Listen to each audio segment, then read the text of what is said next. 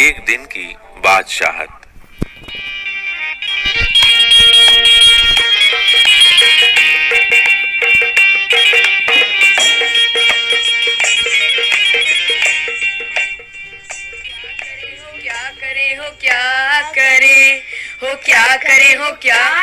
क्या सलीम, चलो फौरन सो जाओ। अम्मी की आवाज ऐन उस वक्त आती थी जब वे दोस्तों के साथ बैठे कव्वाली गा रहे होते थे या फिर सुबह बड़े मजे में आइसक्रीम खाने के सपने देख रहे होते कि आपा झिंझोड़ कर जगा देती। जल्दी उठो, स्कूल का वक्त हो गया।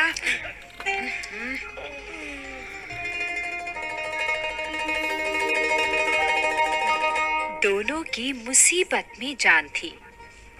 हर वक्त पाबंदी, हर वक्त तकरार। अपनी मर्जी से चूं भी न कर सकते थे। कभी आरिफ को गाने का मूड आता तो भाईजान डांटते। ला ला ला ला ला ला ला ला ला ला ला ला ला ला। ओफो, चुप होता है या नहीं? हर वक्त मेंढक की तरह टर्राए जाता है।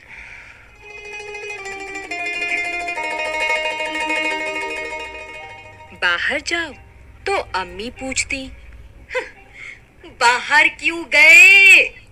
अंदर रहते तो दादी चिल्लाती, बॉल पकड़ो। मेरा दिमाग फटा जा रहा है शोर के मारे। अरे रजिया, जरा इन बच्चों को बाहर हाँक दे। जैसे बच्चे ना हुए मुर्गी के चूजे हो गए।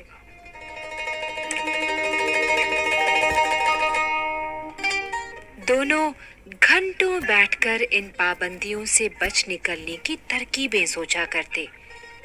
उन दोनों से तो सारे घर को दुश्मनी हो गई थी। लिहाजा दोनों ने मिलकर एक योजना बनाई। आ जाएंगे, ठीक है, उस बात से हाँ, ठीक है, ठीक है।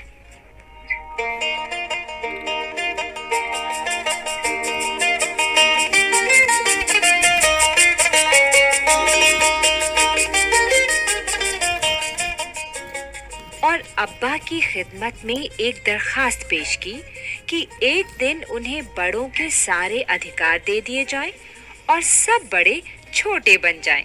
कोई जरूरत नहीं है उधम मचाने की। अम्मी ने अपनी आदत के अनुसार डांट पिलाई, लेकिन अब्बा जाने किस मूड में थे कि न सिर्फ मान गए बल्कि ये इकरार भी कर बैठे कि ठीक है, कल दोनों को हर किस्म के अधिकार मिल जाएंगे।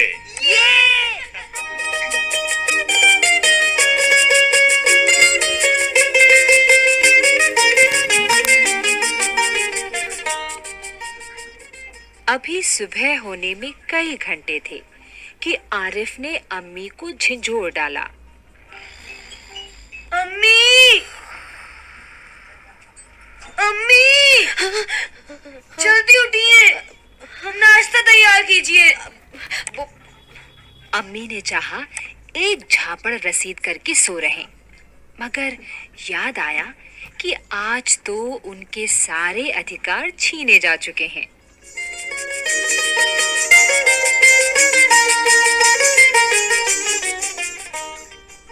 फिर दादी ने सुबह की नमाज पढ़ने के बाद दवाएं खाना और बादाम का हरीरा पीना शुरू किया तो आरिफ ने उन्हें रोका।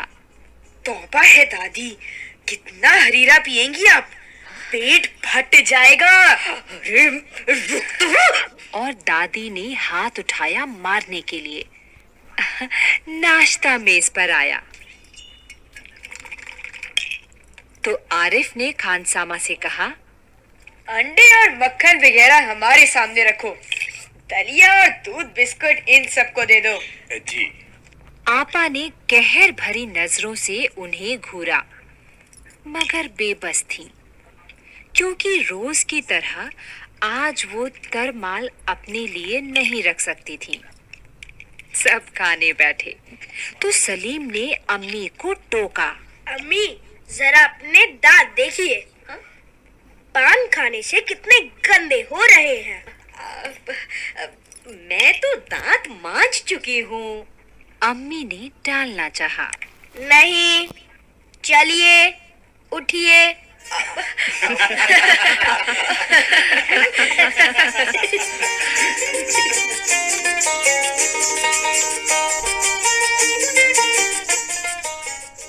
अम्मी निवाला तोड़ चुकी थी, मगर सलीम ने जबरदस्ती कंधा पकड़कर उन्हें उठा दिया। अम्मी को गुसलखाने में जाते देखकर सब हंस पड़े, जैसे रोज सलीम को जबरदस्ती भगा के हंसते थे।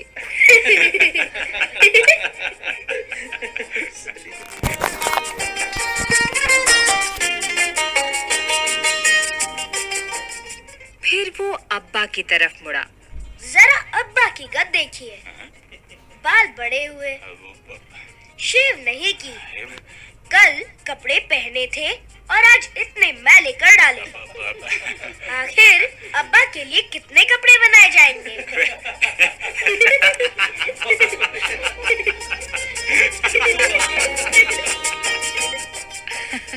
ये सुनकर अब्बा का हंसते हंसते बुरा हाल हो गया। आज ये दोनों कैसी सही नकल उतार रहे थे सबकी, मगर फिर अपने कपड़े देखकर वो सचमुच शर्मिंदा हो गए। थोड़ी देर बाद जब अब्बा अपने दोस्तों के बीच बैठे अपनी नई गजल लहक लहक कर सुना रहे थे। याद नहीं। वाह वाह वाह, क्या बात है, वाह वाह वाह वाह वाह। तो आरिफ फिर चिल्लाने लगा। बस कीजिए अब्बा, फौरन ऑफिस जाइए, 10 बज गए। अब्बा डांटते डांटते रुक गए। बेबसी से गजल की अधूरी पंक्ति दांतों में दबाए पांव पटकते आरिफ के साथ हो लिए।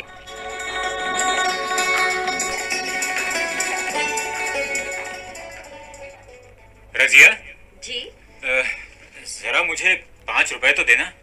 जी। अब्बा दफ्तर जाने को तैयार होकर बोले। 5 रुपए का क्या होगा? कार में पेट्रोल तो है।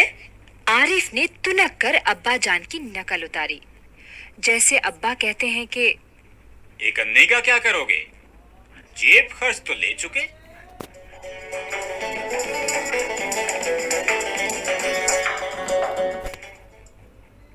थोड़ी देर बाद खानसामा आया। बेगम साहिबा, आज क्या पकेगा? आलू, गोश्त, कबाब, मिर्चों का सालन। अम्मी ने अपनी आदत के अनुसार कहना शुरू किया।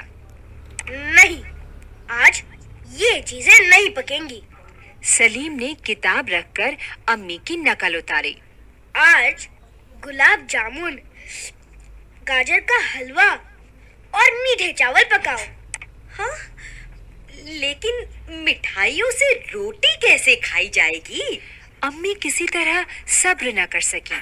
जैसे हम रोज सिर्फ मिर्चों के सालन से खाते हैं। हाँ। दोनों ने एक साथ कहा।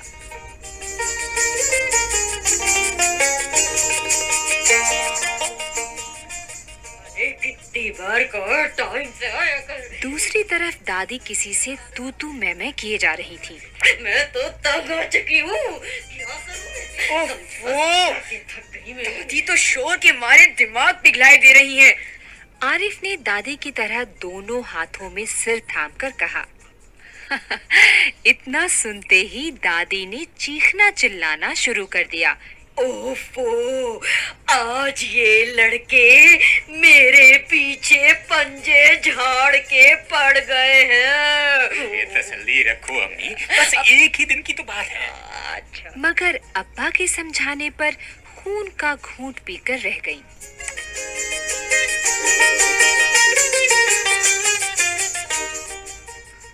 कॉलेज का वक्त हो गया तो भाईजान अपनी सफेद कमीज को आरिफ सलीम से बचाते दालान में आए। अम्मी, अम्मी, शाम को मैं देर से आऊंगा। दोस्तों के साथ फिल्म देखने जाना है। खबरदार। आरिफ ने आंखें निकालकर उन्हें धमकाया। कोई जरूरत नहीं फिल्म देखने की। इम्तिहान करीब है और हर वक्त सैर सपाटों में गुम रहते हैं आप। अच्छा, मैं पहले तो भाईजान एक करारा हाथ मारने लपके, फिर कुछ सोचकर मुस्कुरा पड़े। लेकिन हुजूर आली, दोस्तों के साथ खाकसार फिल्म देखने की बात पक्की कर चुके हैं, इसलिए इजाजत देने की मेहरबानी की जाए। उन्होंने हाथ जोड़ के कहा।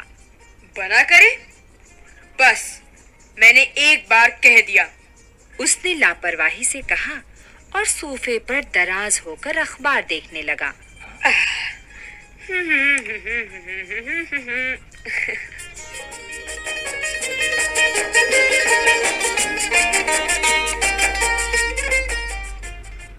उसी वक्त आपा भी अपने कमरे से निकली। एक निहायत भारी साड़ी में लचकती लटकती बड़े ठाठ से कॉलेज जा रही थी।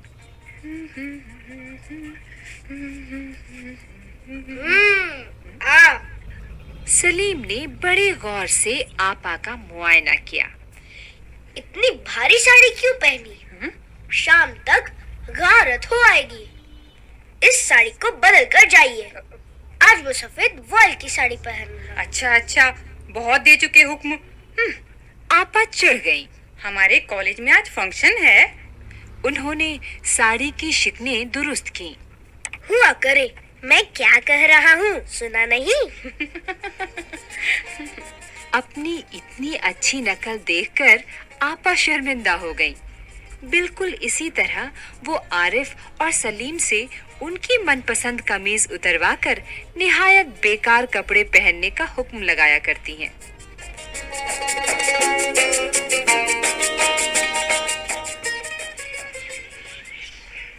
दूसरी सुबह हुई। सलीम की आंख खुली तो आपा नाश्ते की मेज सजाए उन दोनों के उठने का इंतजार कर रही थी। हाँ? अम्मी खानसामा को हुक्म दे रही थी कि हर खाने के साथ एक मीठी चीज जरूर पकाया करो। जी बेगम साहिबा।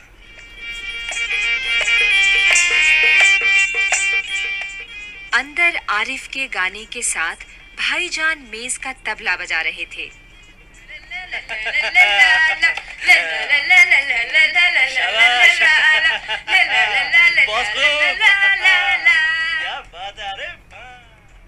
अब्बा सलीम से कह रहे थे, बेटा, स्कूल जाते वक्त एक चवन्नी जेब में डाल लिया करो, क्या हर्ज है?